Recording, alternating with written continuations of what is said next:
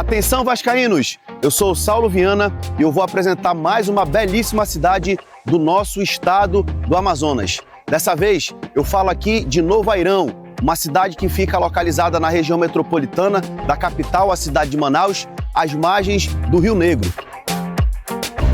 Novo Airão é uma cidade ecoturística do Amazonas. Aqui nós temos várias belezas naturais, dentre elas o arquipélago de Anavilhanas, que é o segundo maior do mundo, com mais de 400 ilhas. Os turistas aqui podem fazer a pesca esportiva e também a pesca ornamental.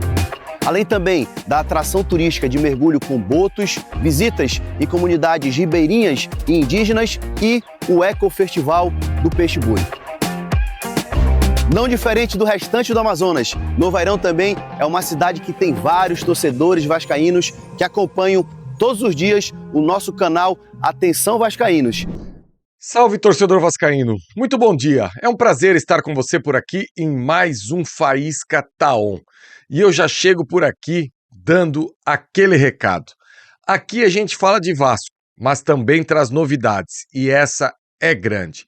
A 7K.Bet entrou em campo com o canal para elevar o nível da diversão e da confiança. Quer vantagem? Tem muitas. Super odds, saque instantâneo, cashback de até 25%, e suporte 24 horas.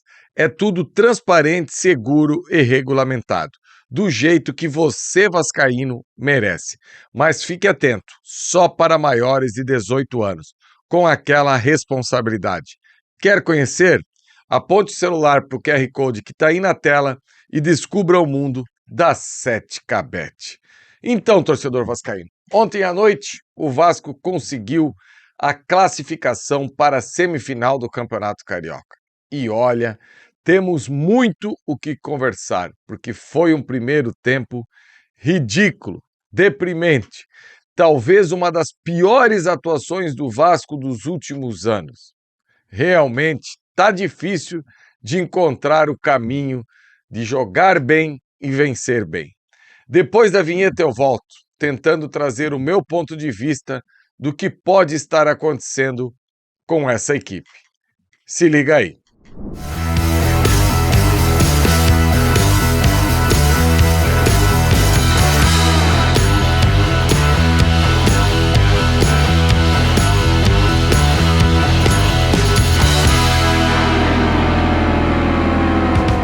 Então, torcedor vascaíno, antes de eu começar aqui a falar sobre o jogo de ontem, eu vou pedir para você prestar atenção nessa possibilidade que eu vou trazer para você. Tá vendo a Foot Fanatics, que está o banner aí na sua tela? Você pega o seu celular, passa no QR Code, usa o cupom Atenção Vascaínos e você tem 7% de desconto em todo o site. Olha, tem produtos do Vasco da capa lá em promoção ainda, tem chuteira, tem tênis, enfim, uma infinidade de produtos. Tá esperando o quê para dar aquela moral para Foot Fanatics, que realmente são produtos de primeira e você ainda pode usar o desconto e o cupom aqui do canal Atenção Vascaínos. Então, torcedor, o Vasco ontem à noite sofreu muito mais do que qualquer torcedor imaginava e está na semifinal do Campeonato Carioca. O técnico Fernando Diniz, mais uma vez, manteve a base da equipe que ele vê como titular nesse momento do Vasco. Ele saiu jogando com o Léo Jardim no gol, o Puma na lateral direita, Cuesta, Robert Renan e Piton. Meio de campo, Thiago Mendes, Barros, Coutinho. Lá na frente, o Nuno, o Brenner e o Andrés Gomes. E a equipe do Vasco teve inúmeras dificuldades no primeiro tempo. Um primeiro tempo mesmo abaixo de qualquer análise.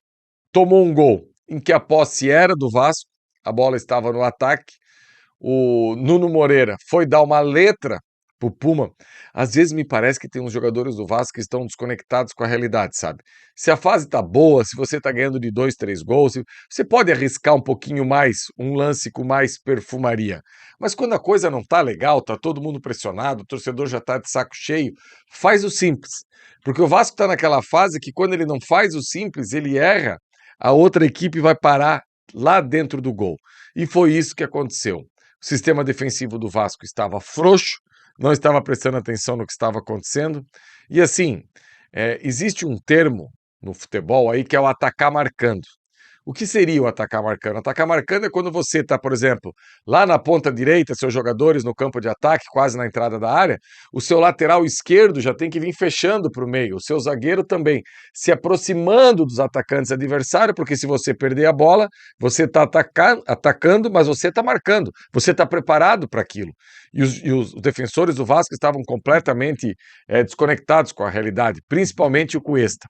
E o pior de tudo, o Volta Redonda, basicamente, tinha um atacante que você precisava marcar, que era o Catatal. O Nuno erra, o Volta Redonda vem, consegue colocar essa bola no mano, o Cuesta, infelizmente, se tem uma qualidade que ele não tem, é a velocidade, o Catatal colocou na frente e fez 1-0. E olha que esse primeiro tempo saiu barato para a equipe do Vasco. 1-0 realmente foi algo que foi pouco. No segundo tempo, o técnico Fernando Diniz, até fugindo um pouco das suas características, fez 3 substituições. Inclusive, 2 delas eu falei no intervalo. Sacar o Piton, trazer o Pumita para a lateral esquerda e colocar o PH. A outra era o Rojas, ou no lugar do Nuno ou no lugar do Coutinho. E uma terceira que ele fez foi a substituição tirando o Barros e colocando o Tietê. Aí, meus amigos, no segundo tempo, o campo empinou. O Vasco foi para cima, acabou fazendo um gol aí numa cabeçada do Spinelli, que entrou no segundo tempo para fazer uma função de ter 2 centroavantes dentro da área, ele e o Brenner, entrou no lugar do Nuno Moreira, e o Vasco teve inúmeras possibilidades e oportunidades de vencer o jogo ainda no tempo normal.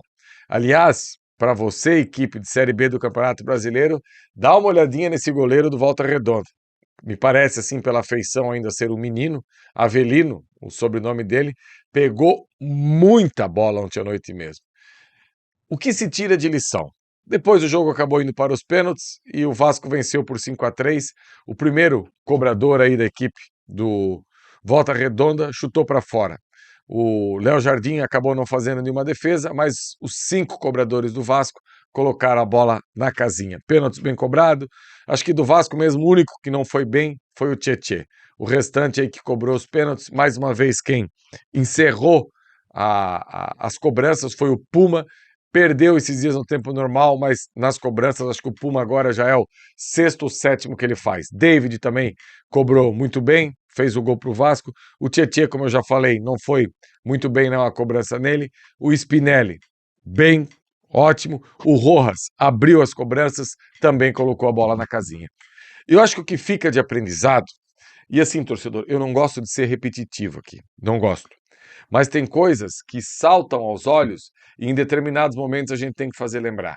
Eu não sei quantas vezes eu trouxe para vocês aqui, eu sempre fazia uma analogia, que no futebol existe uma ficha só para você entregar para os 11 jogadores que têm deficiência física para ficar dentro do campo.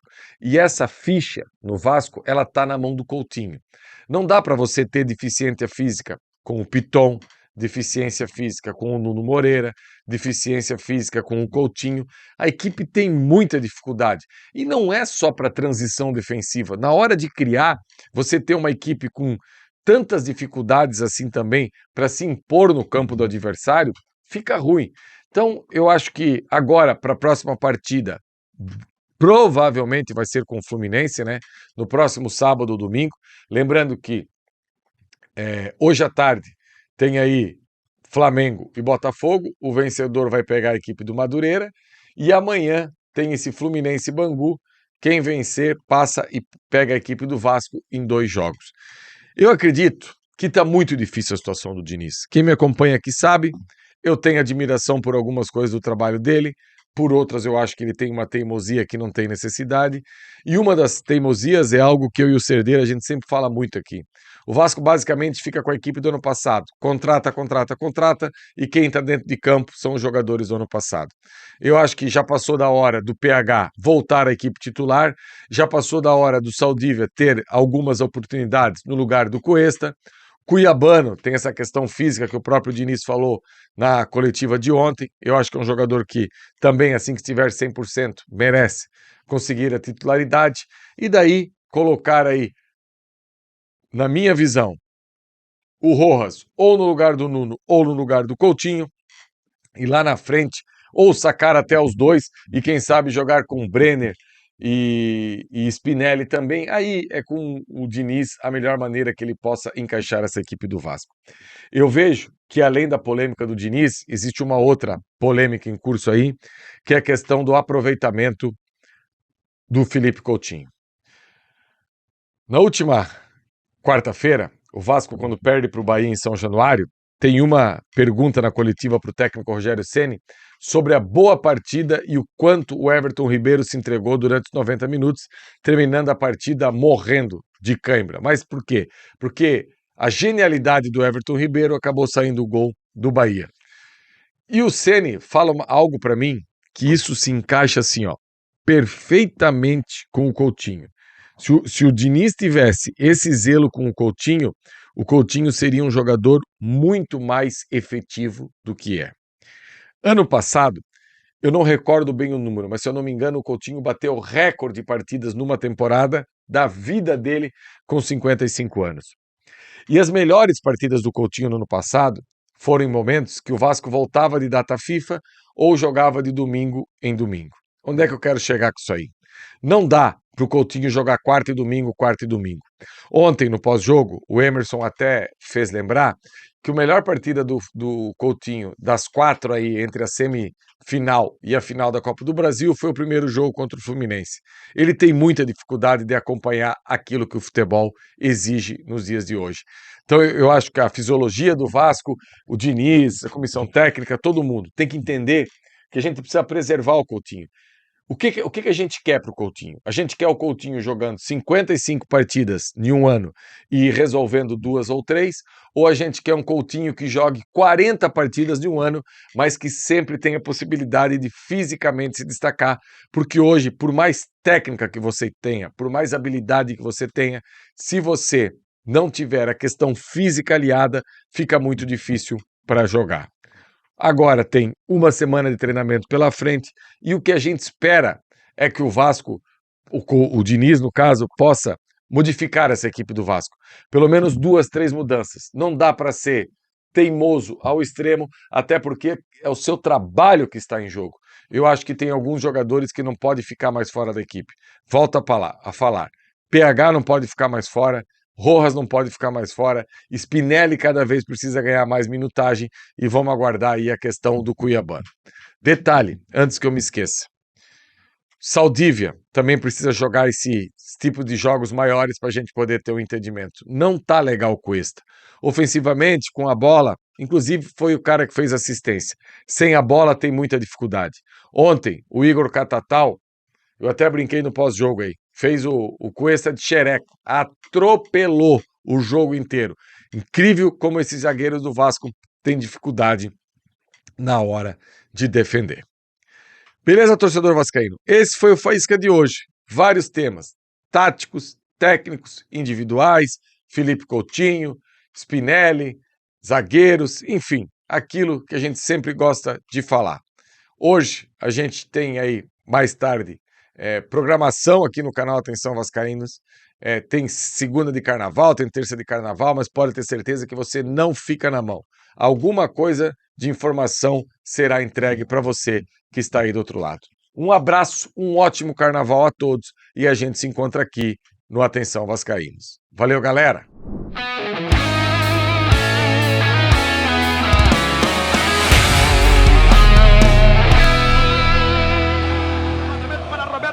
Sozinho, atenção, vai enfiar, gol!